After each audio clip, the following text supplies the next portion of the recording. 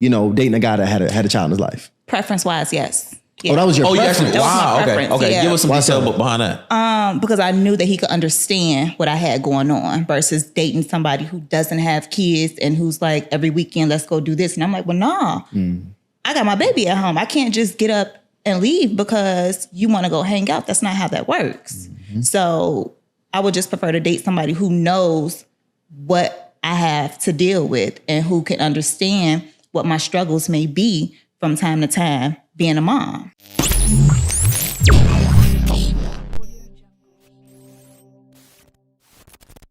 Welcome to Hardly Initiated, where real men talk real shit.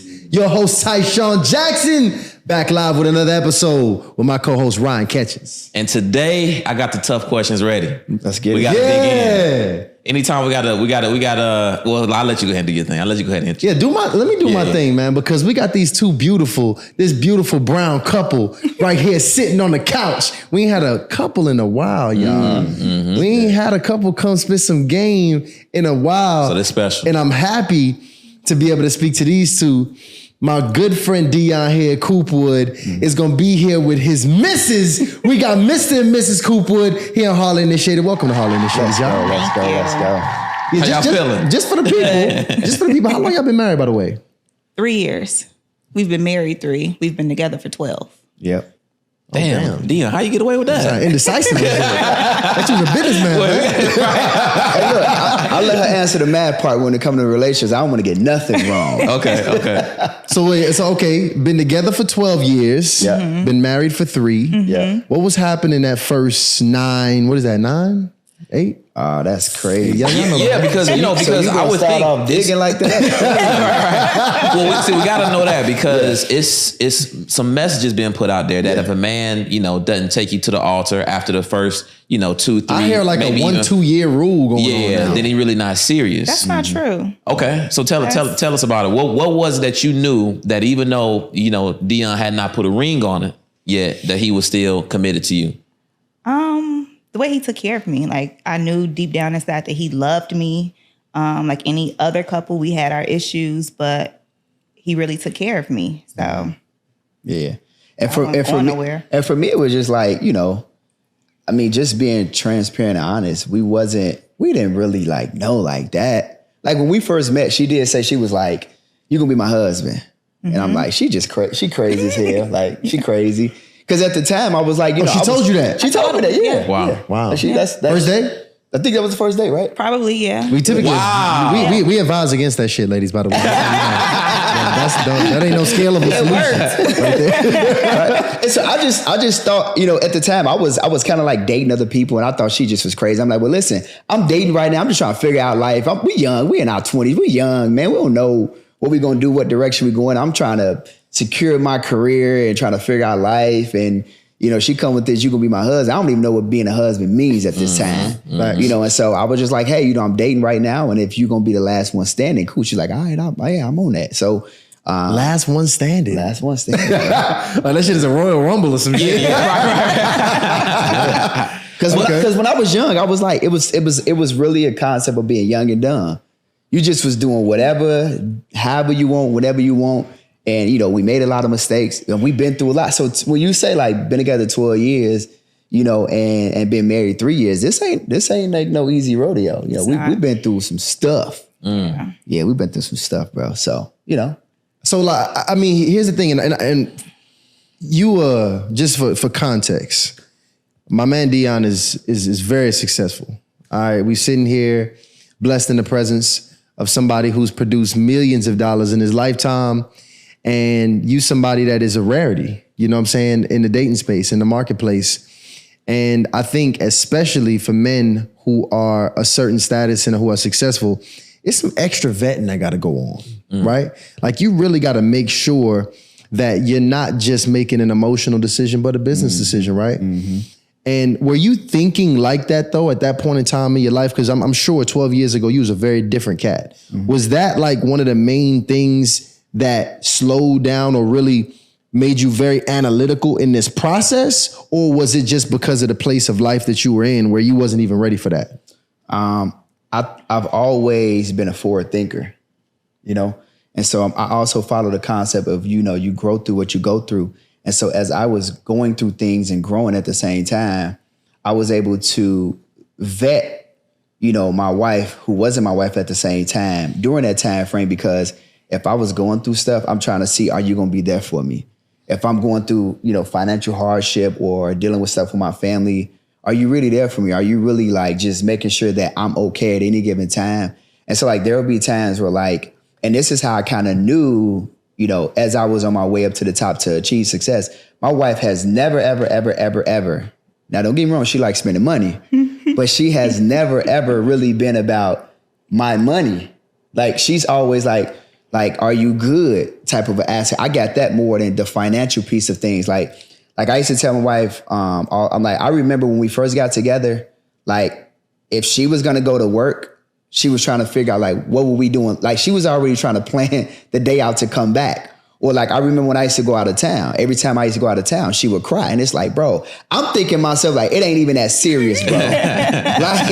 But no, so now you get to really see that there's compassion and there's really love and there's really trust and there's really like, I'm in this for you. And so you get to watch somebody as you're growing, they're growing, and you get to watch somebody who is really there for you. And it's crazy that you asked that question because that's one of the topics that is taking place within, some of the groups that we're around, where you got these high level, highly successful men, and half of the group are single. Yeah.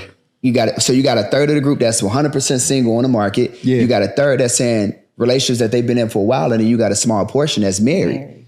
And so it's just kind of like the unmarried people are like, what do I really do? And so now you got, like you said, these high value men, they're struggling with committing because it's like, are you really for me? Are you really with me for my money?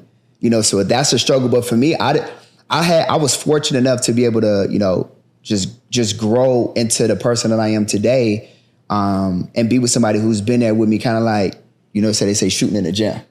And so she's been there. She could tell y'all, she's been there when I acted a fool, when I was good and when I was bad, the good, bad, and ugly. And so it's been a real journey. I mean, so the guy should know now. I mean, like shit, if you young high status guy, all you gotta do is just string along for 9 years, bro. That's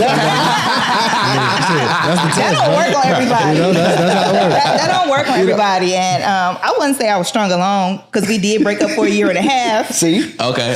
We took a year and a half off. And when I say a year and a half, like he was doing his thing. I was doing my thing. There was no communication. And then at some point in time, we just came back together because there's nothing else. What year was that? That wasn't what it was. Let me tell you how it really was. Let me tell you how. He said, "What year was that?"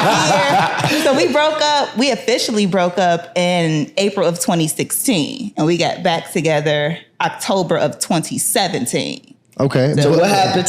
How deep was y'all in there? Was that like year 3 of the relationship? No, that was like 5. Oh, y'all were okay. That was year 5. We were deep, like deep. Because that's like when you get to the point where it's like, what we gonna do? Yeah.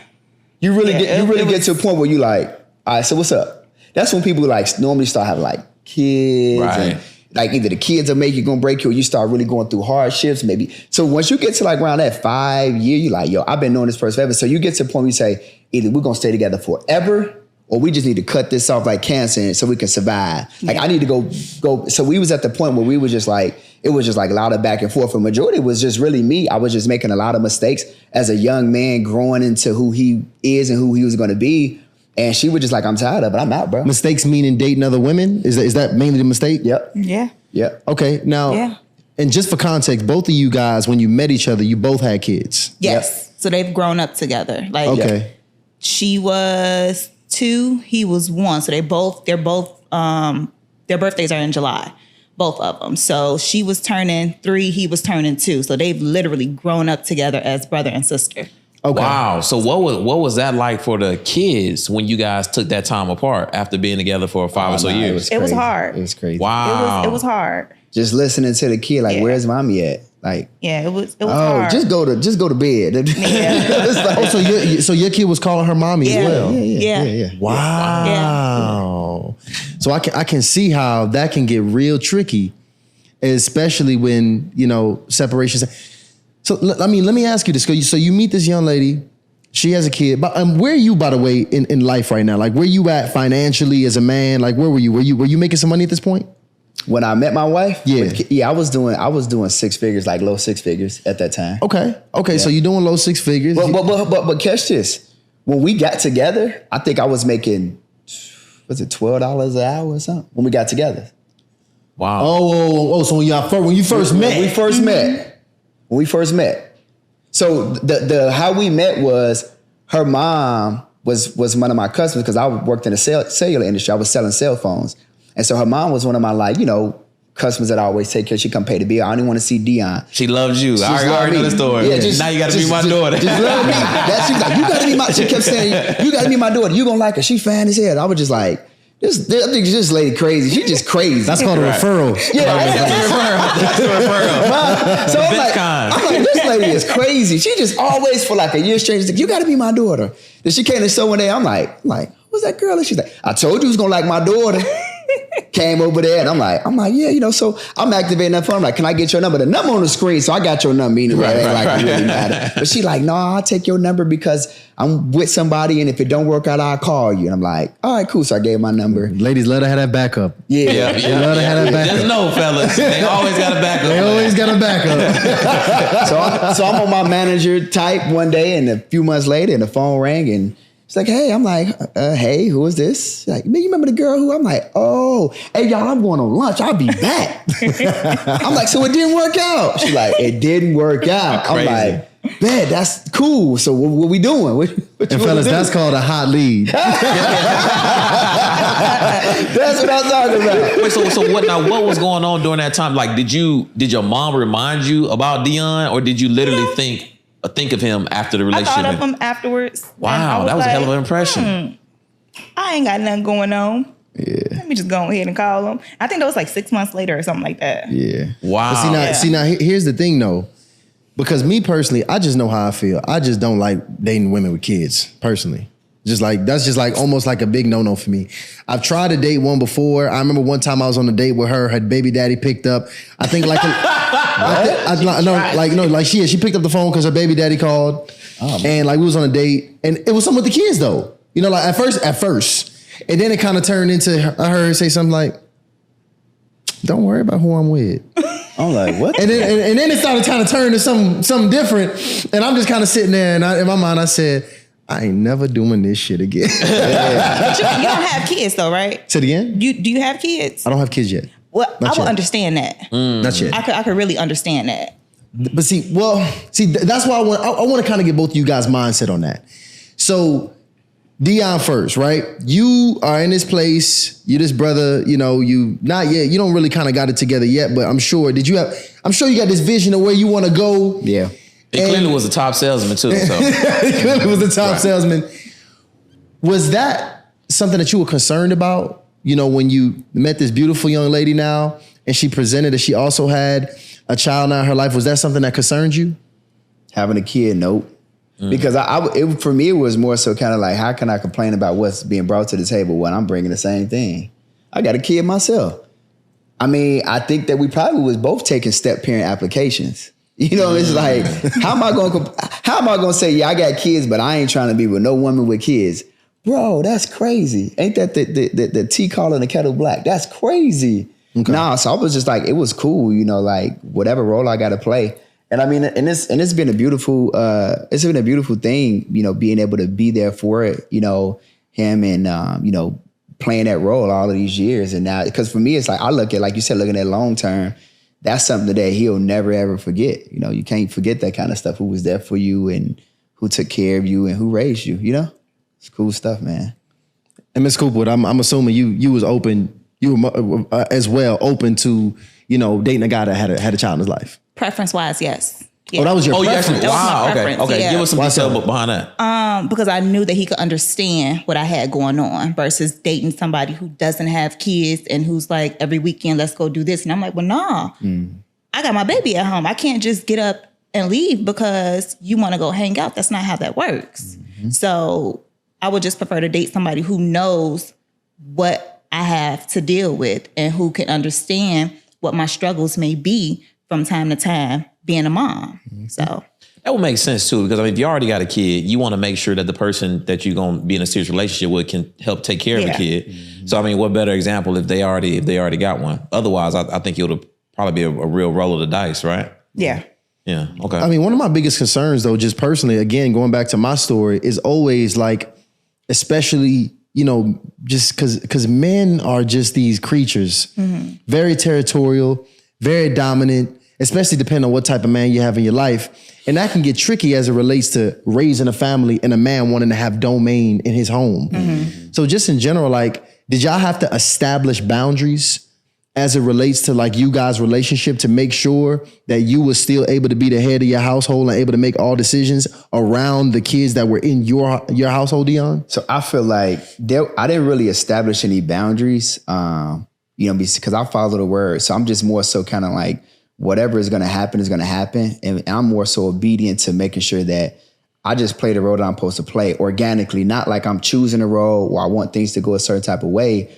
So for me, it just was like, let me execute on what I'm supposed to do first before I try to worry about anybody else or anything else and the way something needs to happen. But I think that also too, when you get into a serious relationship and you know what direction you want to go in, you know how you want things to go, I think you have a certain level of maturity as well. So for me, like, so now I got a kid with one woman and then I'm in a relationship with another woman. My whole thing is okay, cool. So how do I make sure that she's okay and she doesn't feel like there's no value there or I'm disrespecting her, you know, and I had a child with her, or, you know, I don't want nobody to feel indifferent, but at the same time, if I'm with this woman, she has to have, you know, she has to feel like there's supercision in regards to both parties. And so my thing is I just made sure that I try to keep a balance in between. So like with that young lady being at a level of maturity, I say, hey, listen, we're not going to argue about our child. We're going to make sure that we do the things the right way. I'll pay what I need to pay. I'll do what I need to do to take care of my child. I'm with somebody else. This is her. If y'all ever want to talk, we can all figure it out. We can do a group text,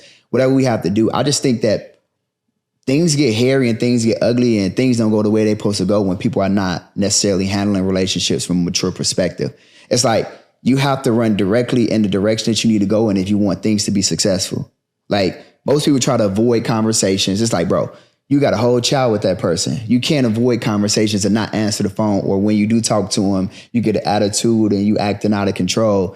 And if you're with somebody else, let's try to get together and say, hey, listen, let's talk. Let's figure out how we can co-parent, you know, and that's something that we dealing with now because, you know, the mother of my child, she's now married, then I'm married. And so we all got to figure out how to co-parent the best way possible because we got all these children in between us. So now it's like, I had one, she already had one. So we came together with two. Then we had our own. So now that's three. The mother of my child, she done got married and she got kids. So it's like we got these two separate households, all these kids. Everybody want to be brother and sister. Kids just want to be kids and have fun. Right. So now it's like if you don't parent the way you're supposed to parent, now you're taking away from children being able to be raised and just having fun and just being able to be kids. Before we know it, y'all know we know it's like, then you grown. And it's like, when you raised like kind of like I was raised south side of Chicago, same with my wife. We didn't have the most fortunate upbringing and backgrounds and households. It's like I grew up in a broken home. I only met my dad a few times. So it's just like, how do you really like put yourself before the kids? And so I think that there's a lot of friction and frustration that comes from relationships because people are not necessarily being responsible as parents and as individuals and being mature enough to have the conversation they need to have. Wow. So I want to ask you this real quick because, and this is on Keturah side, right? So you got this man that you had a former relationship with, you had a kid with. I'm gonna kind of tell you what was in my situation. So when I was coming up, it was just me and my mom for many years, right? Yep. Maybe till I was like 4 years old. Then she meets this guy, you know, and I guess, you know, they fall in love, that kind of thing. He becomes my stepdad. And I just remember asking my mom for something. I can't remember what it was, but it was just like a no. And when I went to school, you know, I'm like 6, 7 years old, I went to school. I was trying to think of all these ways we could get this money, right? to get this thing. Mm-hmm. So I go to my mom and I'm like, yo, and I've never really asked about my dad anything, not too much. But I'm like, now I'm asking questions. I'm like, yo, you know, like, does my dad pay child support? Because now I'm trying to find out where this money gonna come from. Yeah. And I'm asking her about this because that was my solution to getting what I want. Hey, let's get this dude who I don't know, but I know I heard around, you know what I mean? Yeah. That these guys, they got to contribute financially. And then my mom and my stepdad he was around too. And they was basically like, no, we don't need him. You know, don't worry about him. We don't want his money. And their strategy was, let's just pretend this dude don't exist. Mm-hmm. Let's not get no contribution from this dude. So I'm curious, like, what was you guys' strategy in terms of the financial aspect of what, you know, your former relationship or, you know, that guy he was supposed to bring to the table? So Jordan is my son. Pull a mic up too, just in case. Yeah. Jordan, that's my son, my 13-year-old.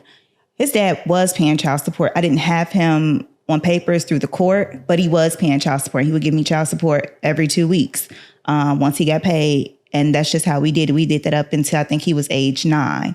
And at this point, he doesn't pay anything. Granted, thankfully, thank God that we are efficient enough to where we don't need the extra income.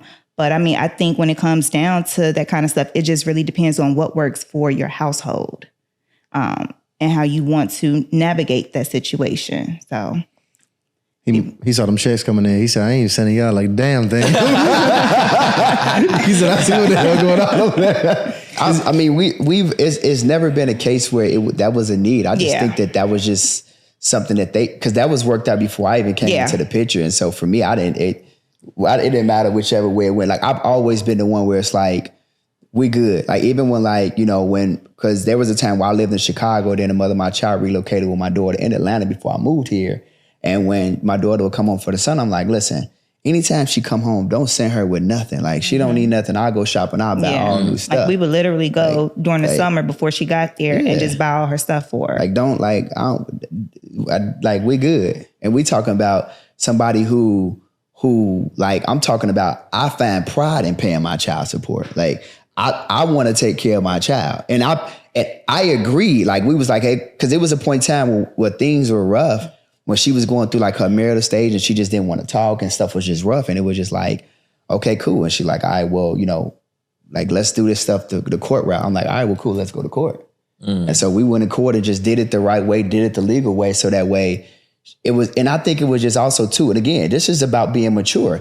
If I don't know what was going on at the household, but it could have been a situation where somebody was like, hey, listen, let's do things legal. Let's do it the right way. So that way there ain't too many extra conversations that need to be had. And so I said, look, I'll support whatever we're going to do. Let's do it. So that way, whatever we need to do to make sure we get on the same page the right way. So we talk about somebody that's still paying child support, still got your daughter coming home, still executing, helping my wife and you know what I'm saying, taking care of our son. So I'm still making sure that everything is running, everything is sufficient. Like, I'm just doing what I'm supposed to do. You know, a lot of people say, you know, good guys finish last. I don't believe that. I don't believe that. I feel like if you do what's right, you're going to get what's deserving and what's supposed to come to you. And you got to focus on what you're doing and start to focus on what other people are doing. And the kids primarily live with you. Y'all are both the primary, like, parents of both of the kids. Like, they both live with you guys. The boy and the 4-year-old. And then we have the fifth, well, she's 14. We have her every other weekend. Okay. Yeah.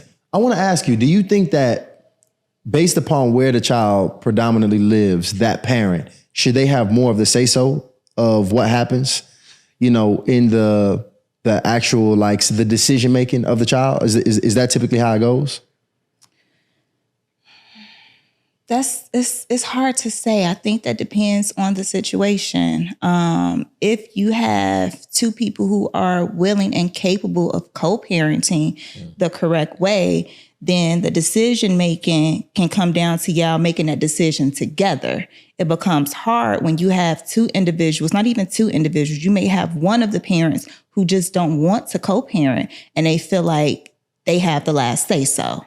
And it is what it is, which it makes it hard. It makes it very, very hard, but that's just sometimes how the cookie crumbles, unfortunately. I just think that people need to, especially when you have kids and you have multiple kids and you have these situations to where now your kid is going to one household and that's a full household and they're still blended there. Your household is blended. Everybody just needs to be able to come together for the betterment of that child. And then we all make a decision together on what's best for that child, not you making a decision or we making a decision because we just want to be assholes, if that makes sense. Yeah, that kind of goes back to what you were saying. And I was just going to say, it's kind of like a situation of nobody wants to be left out. Let's just call it real. Like let's just say if you had a child and the mother went and let's just say took your kid out of public school and put him in private school. And then was like, hey, yo, this kid is in private school. I need an extra $500 a year from you. You can be like, wait. When did that come about? What happened? Right. Yeah. What are you talking about? The kid was okay in public school. Well, no, this is happening. Well, why you didn't talk to me about it, right? So it's just a concept of everybody just needs to be involved. We need to make decisions together. It's not fair for you to make a decision now. Here, listen. If you got a parent that's just not around and not involved, that's different. But if you got somebody that's trying to be a part, want to be in a child's life, yo, let's make some decisions. Even if you just running it by me. Hey, listen, just want to let you know it ain't just not about money, but I'm taking the kid out of public school because they doing horrible and I'm putting them in private school. This is a decision that I chose to make and this is a bill that I'm going to front. But I need to let you know so that way you know that your child is going to have a better education, X, Y, and Z. Now that gives you the opportunity to make a decision to contribute. So which you should step up to the plate and say, well, no, that's my child. If that's a decision that you feel like as the mom is a better decision, then I'm going to support that. And how much is the tuition? Send me the paperwork. And then I'll just send you half every month. Let's just do it the right way.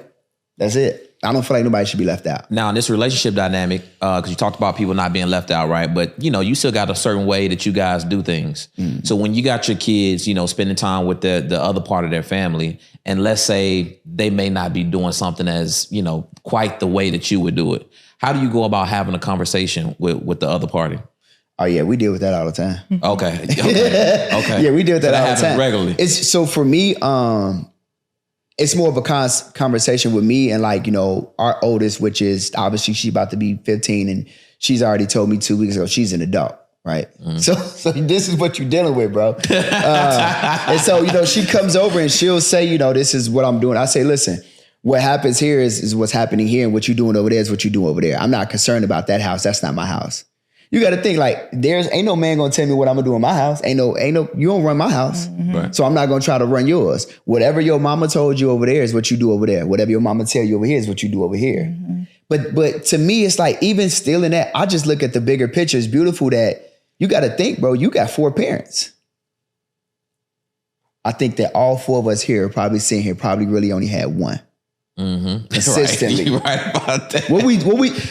I think that because of what a lot of us 80s and 90s babies went through in our times, we're growing up and we're saying, I don't want that for my kids. Because people teach you 2 things, either what to do and what not to do.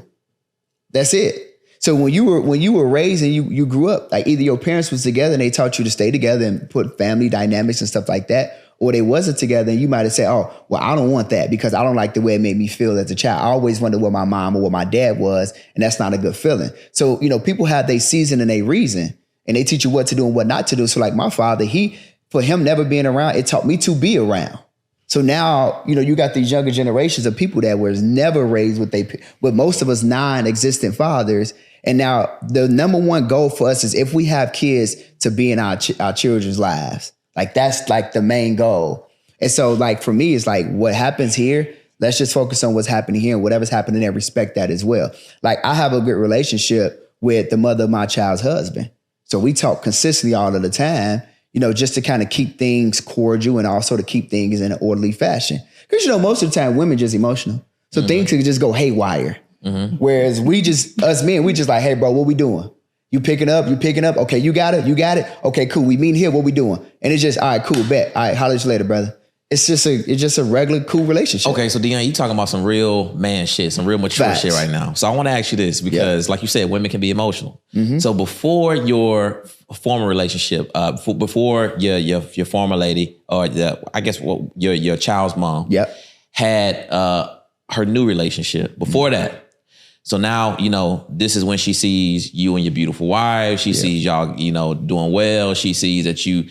Even though things are not perfect, you still keeping things in order, keeping things in place. It's all great things. A really great man does. Yeah. So how do you make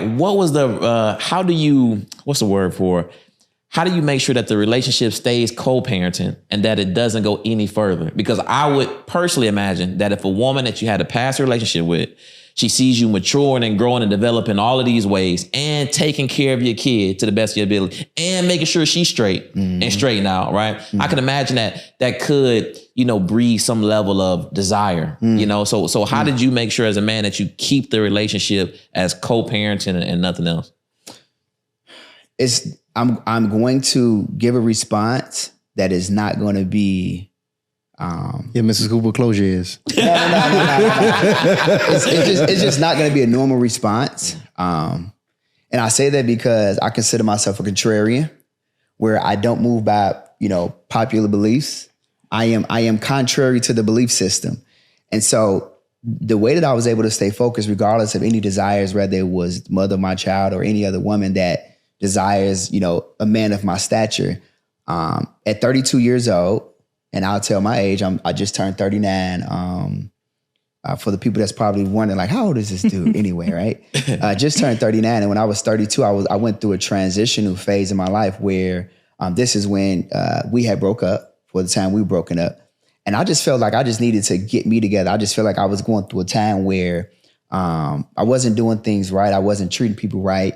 And I think that I was power tripping based on my finances.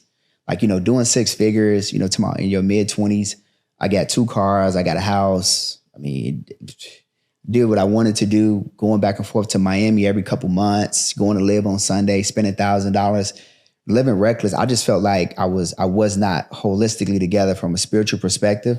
And so I went to church, baptized. I was in church every Sunday by myself. I didn't need nobody to be with me because this was a spiritual journey that I had took myself on.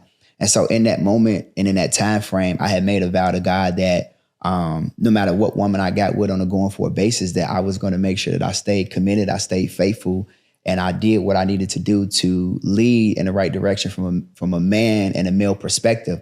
And so that's kind of like how I fought off all of those demons, because it really wasn't about the fleshly desires. It was more so about just staying in spiritual alignment in order to make sure that I was leading my house in the right direction, because I had led my house in the wrong direction. It was chaotic, like you said.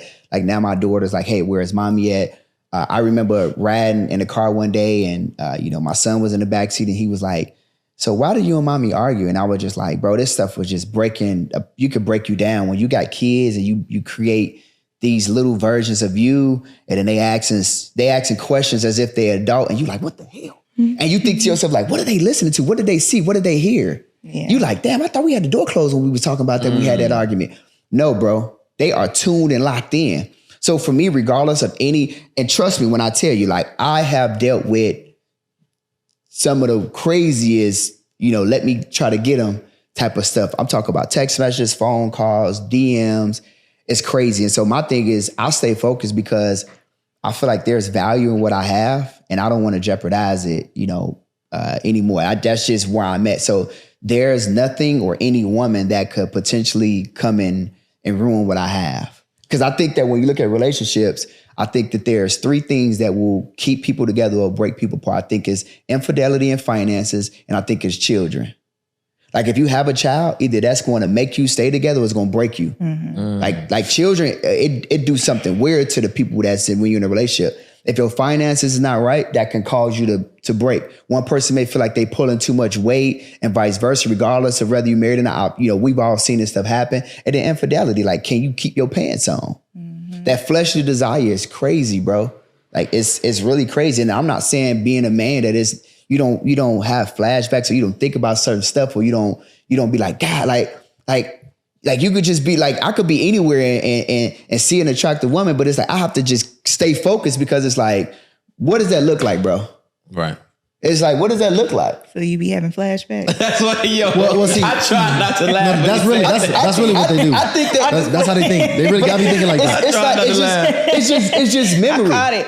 So you be having. But think about this though. Think about this. Think about somebody of my magnitude. And this is why I always check myself. I always tell my wife, and she can admit this, anywhere I go, I always say, this is what we've done. Like I always say, this is what we've done. I've never really said like, this is the money that I make, because I'm just trying to keep myself grounded. Like I just want to keep myself grounded. But just think about that. Think about my mindset. It's like, yo, being a multimillionaire and thinking that you can have anybody, you can have anything, you can go anywhere, you can buy anything. But it's like, you're like, all right, cool. I just got to do it with this one person. All right, cool.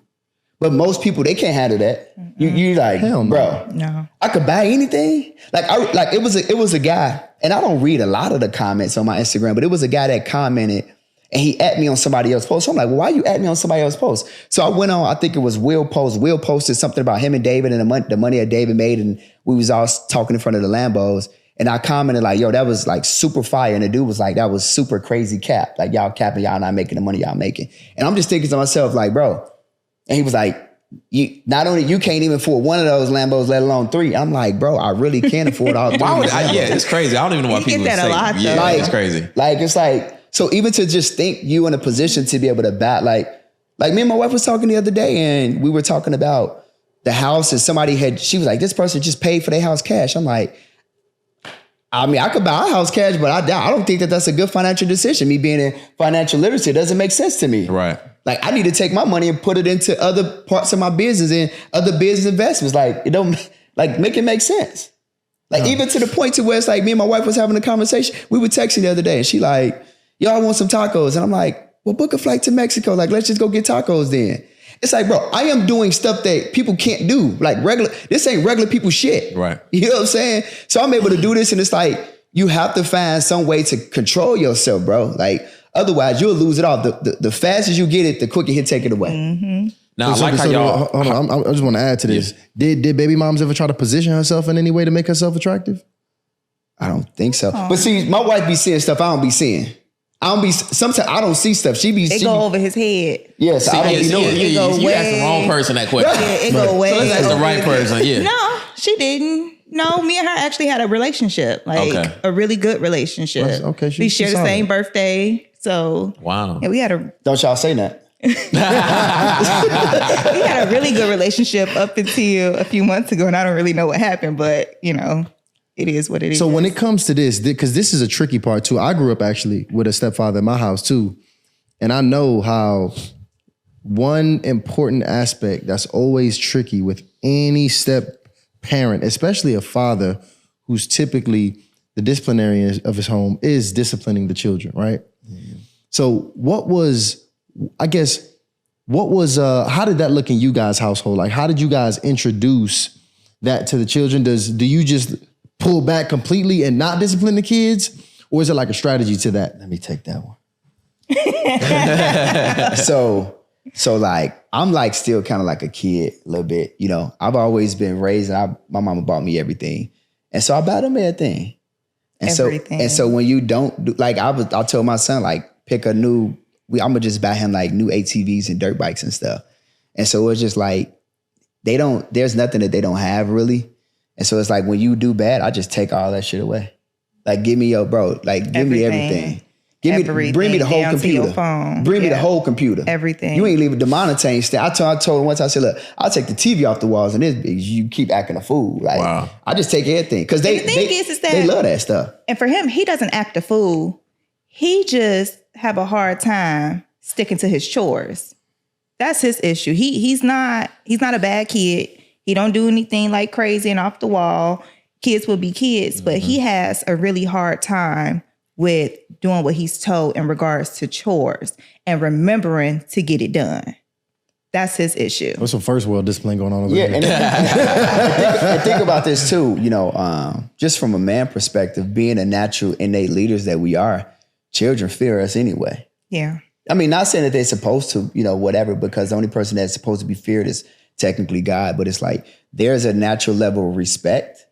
And so it's just kind of like, if you're doing what you got to do. Yeah, if you're doing what you got to do, for sure. And so it's like, we don't have to whoop children. Like, bro, you just have a conversation with them, and if you're gonna do what you're supposed to do, or you just going, I'm just going to take your stuff. And I think that taking away a child's, you know, belongings and stuff that make them happy, that they love, like their cell phone, the video games, the computer, like he's into like computer gaming. So taking that mouse and that keyboard, and bro, his life is shattered. But think about, so if I physically abuse you, then now that's like, now you're resenting me as a father figure, on top of the fact that if I whoop you at 1 p.m., by the time 7 p.m., you having fun, you back on the video game anyway. What we doing? It's the same repeated cycle. But like I'm a dog. So if I take your phone, I got that joint, you ain't getting it back until May. Holler at me in May, player. Holler at you in May? I ain't never doing whatever it is I did, I'm never going to do it again. Like, I want you to think about this.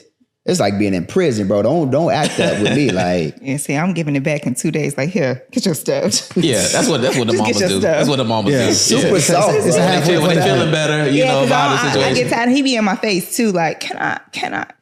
No, Like, just no. get your stuff. Go. No.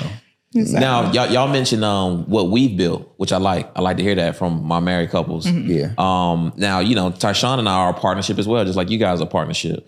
Now, I know that, we don't do the same things though. We did the same things. You damn right. We wouldn't work out, right? We're different people, right? Yeah. Different roles, so to speak. So I want to talk to you guys. What is the current role that you two play in the relationship now, and had it always been like that? Okay, so I'll be honest, it has not always been the way that it is now. I think that there was some maturity and some maturing that I had to do in order to get us where we was. Because remember, like I say, like the man is the head, not the tail. So we guide and redirect the relationship. And so I just had to get to a point to where I think that as the breadwinner, I was just like, I can't keep using that as a form of like when I make mistakes or like doing what I want to do and stuff like that. Because I think that, when you're the breadwinner, you think that it gives you an excuse. Like that's a tool for an It's like excuse. a And it's control not. thing. Oh, wow. Okay. Yeah, like okay. that. It's like So- a control. That's toxic, control, Dion. control mechanism. But that's most men. Most men just be like, yo, like I'm making money and I do what I want to do, and either you gonna roll with it or I could replace like what you want to do. Wow. And so I had to grow into becoming a different type of person from that aspect, which put me in a position where I had to drop my ego and focus on we go. That was it. So I was like, all right, cool. You can't really be about you, and just focus on like we go and not ego. So I'm like, all right, cool. It's just as us. This is what we got. This is what we've built, because I had to realize that every single piece of my success that I've had is because I have a really good supportive foundation at home. You know what I mean? And when you would pull that card, how did you see your wife react to that? Or like what was the response from her? I mean, you can ask her. I don't think that it was a good one. I didn't like it. I would tell him like, you use that against me, or like you use that to try to slap me in my face, and it's not a good feeling, because just because you're making the money does not mean that I don't do anything to contribute to our household. So it's very unfair for it to be said, because I do just as much as you. I just don't bring in the income. So Directly. Right? Yeah. And was there any long-term resentment that was caused from it? Or was it, you kind of had to work through it a bit at a time? Or how did that work?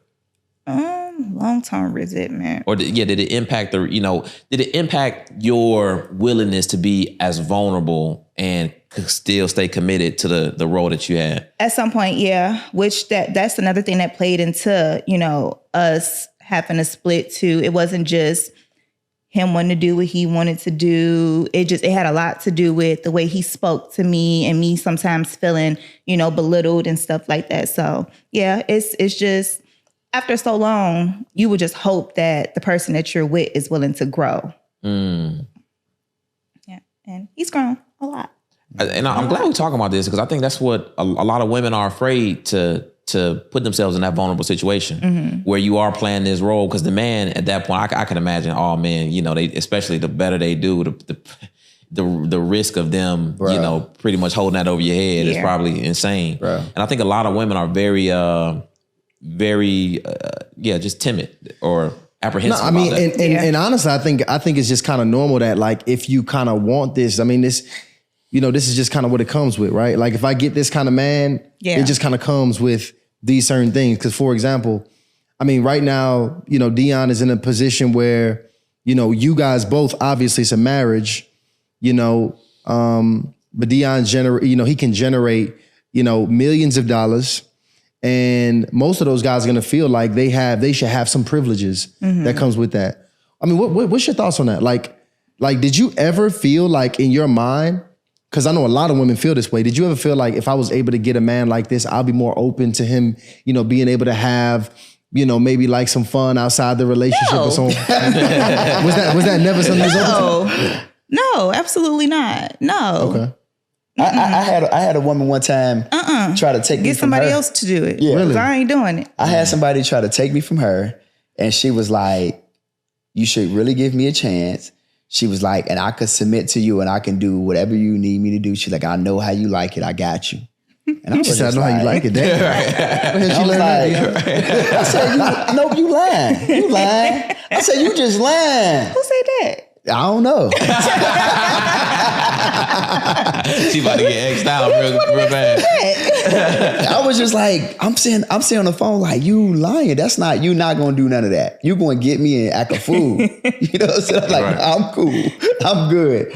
Nah, it wasn't worth it. Nah. See, I really respect that though, Dion, because I think it takes a lot. Many of the brothers that we've had on here, a lot of the successful brothers, they've all said that one of the challenges of having success and abundance is figuring out how to discipline yourself and be able to have these guardrails so you know not to go way too far left, way too far right, and you can stay headstrong even in abundance, even in privilege.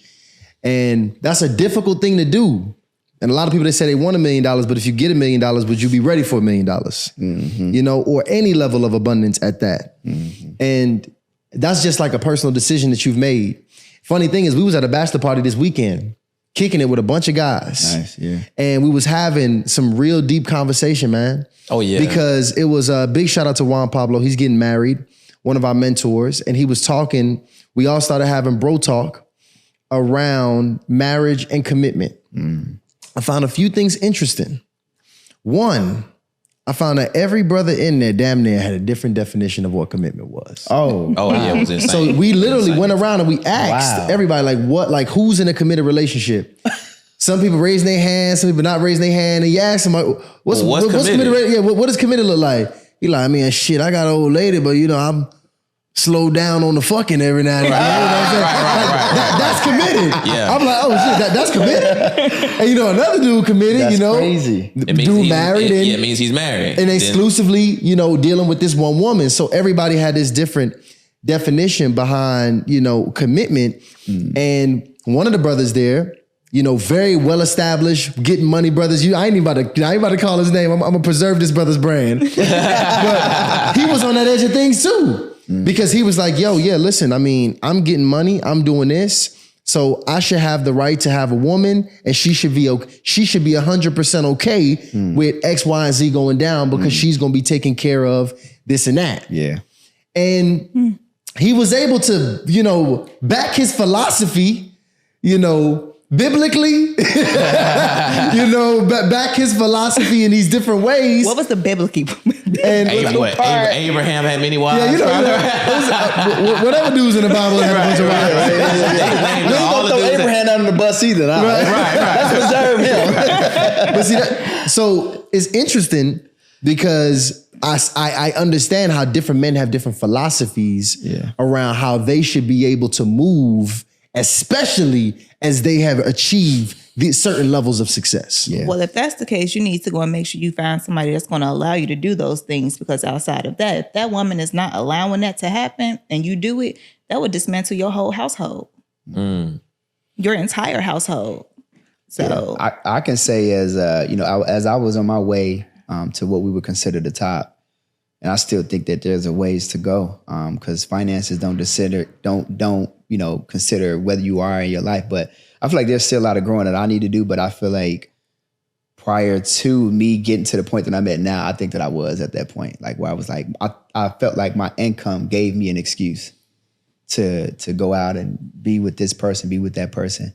I mean, and she saw it firsthand. I mean, I always found out. Yeah, so it was just like I always found out. And I feel like, it's always an open case. That's why. Yeah. It's always an open case. Yeah. And it was like sometimes it was just like, it was even like disrespectful to the point where it's like, forget, I don't even care if she find out, like, you just gonna have to just deal with it. Yeah. And that's just what it was. And then so you get to a point to where you mature. So for me, I feel like, you know, being committed is almost kind of like, the word submit. It's kind of like when you submit, you're sub to whatever the actual journey is. So if the journey and the goal is to actually be together and stay together forever, then I'm going to submit to that. And so it's not necessarily submitting to the person, like I submit to her, she submits to me. When we talk about submit, it's like I'm going to be sub, which is secondary to whatever the main goal is for the relationship. I like that. I want to, so my ideal situation, I'm going to have me a woman that's also, responsible for taking care of the home. That's my situation, or that's my ideal situation. Now, a lot of women would say, well, hey, what about this woman's dreams? What about her goals? What about things she wants to do? And in my mind, I'm like, dreams? What about? What you dreaming about? Yeah, what you dreaming about these kids? Right. That's so unfair. Right. So I'm sure that's not okay, right? I'm sure it's not okay. So let me ask you, like, when a woman accepts the role of being the homemaker and taking care of all the things that come with that, what is she sacrificing? Her dreams, her goals, her desires. She is sacrificing herself to make sure everybody else is okay. And you have some women that do that the rest of their lives. I don't want to do that.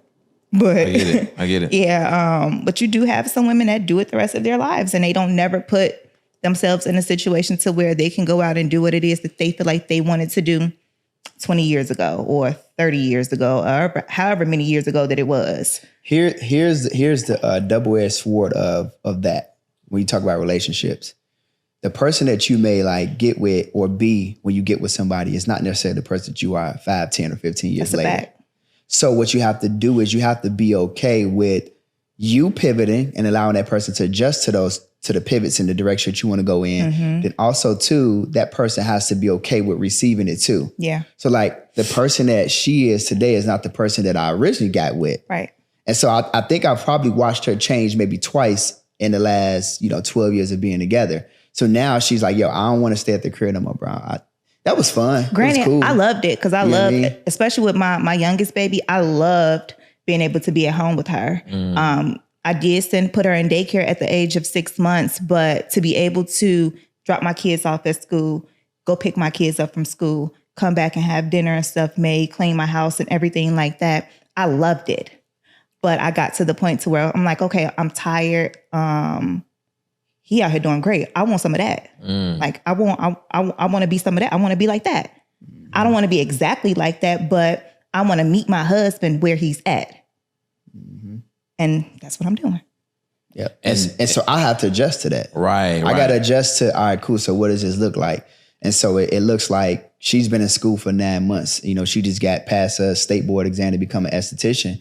And it's like for the last 9 months, we've been just trying to have to figure this thing out. So you gotta think. We just chaos. This, as of tomorrow, will be our 1 year anniversary living in Georgia. So that means that 3 months after we moved here, for the last 9 months, we've been trying to still move in our house, still moving in. It's chaotic still. And then we shared our house with my mom because I was still building her house. And it's like, so now we moving into a new house, just moved out of state, taking care of my mom, still trying to get our house situated. Now she's in school and we got all of the kids. It's just a lot of stuff going on. I'm still trying to run my business. And it's just like, I had to assume a different role. So now I'm dropping off kids and now I'm picking up kids. And we just trying to figure this thing out and just making it work the best we can make it work. What's it called? It's like pitch and catch. Pretty much. Yeah. How did that affect you emotionally? I actually liked it. Okay. Cause I always say, I'm like, it's crazy. Like, I just need to know what's going on so that way it doesn't interfere with me running my business. But I enjoy being a fucking dad. Like, I ain't tripping, bruh. Like, because I'm watching, I remember these kids when they were 1 and 2. Like, this is crazy. Yeah. Like, we talking about our height now. Like talking about they liking the other sex and crazy. Like, so this is, it is or like. They adults. This ain't time, kids no more. Time is gone, bro. Like, I remember I was 24. Yeah. When I had my kid, bro. I ain't 24 no more. Yeah. I ain't even 30. I'm banging on 40. So time is just rolling. It's like that even with the 4-year-old. Like, it's like I blinked and my baby ain't my baby. Like, she's 4 going on 24. She's not my baby no more. So you just want to soak up as much of it as you can because it goes by so fast. So fast. And you can't get it back. And let me ask you this, Dion, I want to know this too for the fellas out here that's kind of probably tinkering and not 100% sure on their philosophy or kind of how they want to do things. Would you say that you making that commitment, right? Did it have an effect? Hell yeah.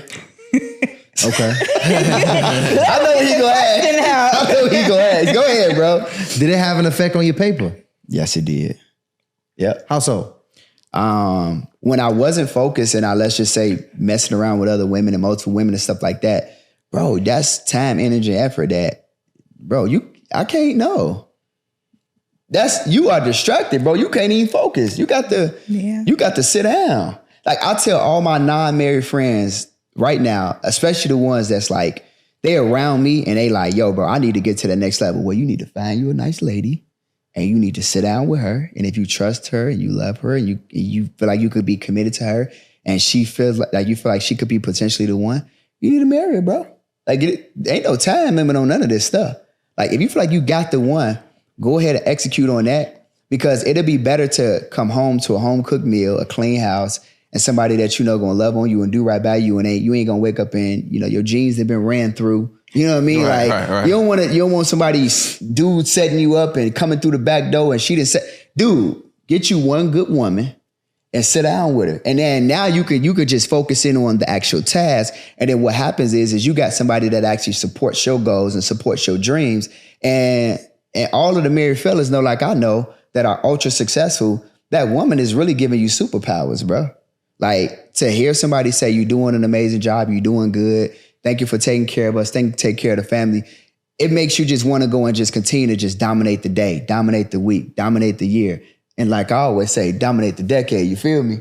Like, because it's like, bro, I got somebody that's in my corner, somebody that I can trust. Most men ain't being vulnerable. So it's like, at what point in time are you going to be able to take off your cape and say, this is what I'm going through, so that you can get recharged and you can get that abundance, so you can go out there and do it again tomorrow. Because a lot of us, as you know, especially as black men, we're getting beat up. Every day we dealing with a zoo, it's a circus, we getting our head beat up. You got to be able to come home, lay your head down and know that everything is okay, so you can go ahead and go attack the next day. So you saying that these young men need to have, and more specifically into your strategy, you telling these rich, successful men to go ahead, marry, getting these non-prenuptial agreement-based marriages. That's what you telling them to do, huh? Hey, listen. I ain't trying to get on video saying that. I ain't trying to get that on record. Keep that on record. Because my boy Dion got an interesting philosophy on them prenuptial agreements. That's because he chose wisely. That's why. Yeah, that's because he chose wisely. In fact, no, that's because he vetted for 9 years. Right. You better put some context on that. It's like take your time, but don't take too long, brother. The thing about it is that I didn't even pressure him into marriage. Yes, you did. No, I did not. Bro, what she said? Go over ahead. Yeah. Go ahead.